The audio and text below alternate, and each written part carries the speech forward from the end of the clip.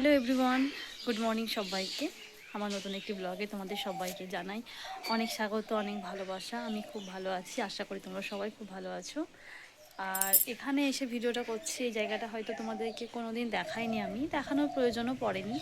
এখন থেকে তোমরা দেখতে পাবে জায়গাটা। এটা হচ্ছে আমার ঘরের পেছন দিক। এখানে হচ্ছে আমাদের পায়খানা বাথরুম কাজ শুরু হয়ে গেছে।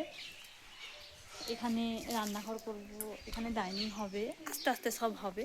তো সবই তোমরা দেখতে পাবে, তাই ভালো তোমাদেরকে একটু দেখিয়ে দিই। প্রথমটা কাজ শুরু হয়ে গেছে।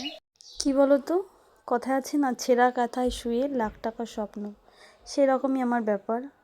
আমি লাখ টাকার স্বপ্ন দেখি না, কিন্তু আস্তে আস্তে সব কিছু ম্যানেজ করে ঘর বাড়ি ঠিক করা, সংসারটাকে আরও একটু উন্নতির দিকে এগিয়ে নিয়ে যাওয়া, এই স্বপ্নটা দেখতে আমি ভালোবাসি।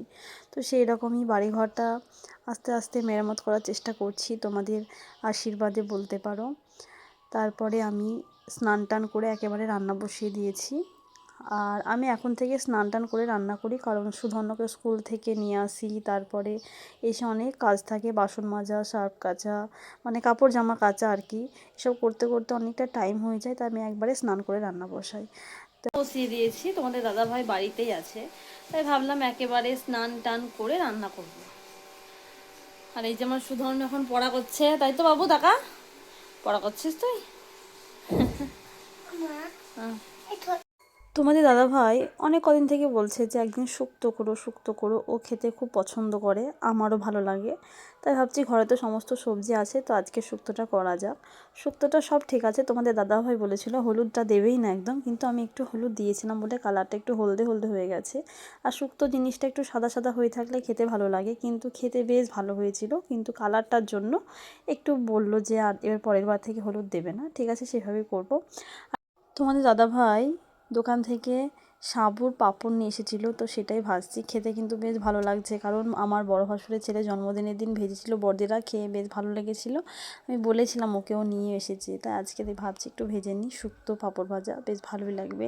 আর এই পাঁপড়গুলো শুধু মুখে খেতেও বেশ ভালো লাগছে। সুধর্ণ তো খেতে বেশি পছন্দ করছে, সবসময় বলছে মা পাঁপড় করো, পাঁপড় দাও, পাঁপড় দাও। তো সবসময় তো ভেজে রাখা সম্ভব হয় না, তাও একটা কোটোর মধ্যে অনেকগুলোই রেখে দিয়েছিলাম, যাতে অনেক কদিন খাওয়া হয় বলে। আর আমাদের বাড়ি চলে এসেছি, যেহেতু বাড়িতে কাজ হচ্ছে। আর আমার ছেলের কাণ্ড দেখো, বাড়ি এসেছে, সারাদিন বাড়ির মধ্যে খেলা করছে।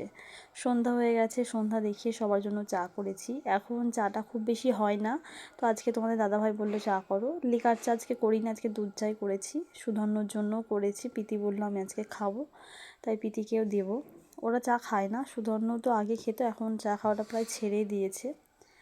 তো ইদানিং আমার ক্যামেরাতে একটু গন্ডগোল হচ্ছে, তোমরা বুঝতে পারছো না কি জানি না, একটু সমস্যা দেখা দিয়েছে, সেটাকে ঠিক করার চেষ্টা আমাকে করতে হবে।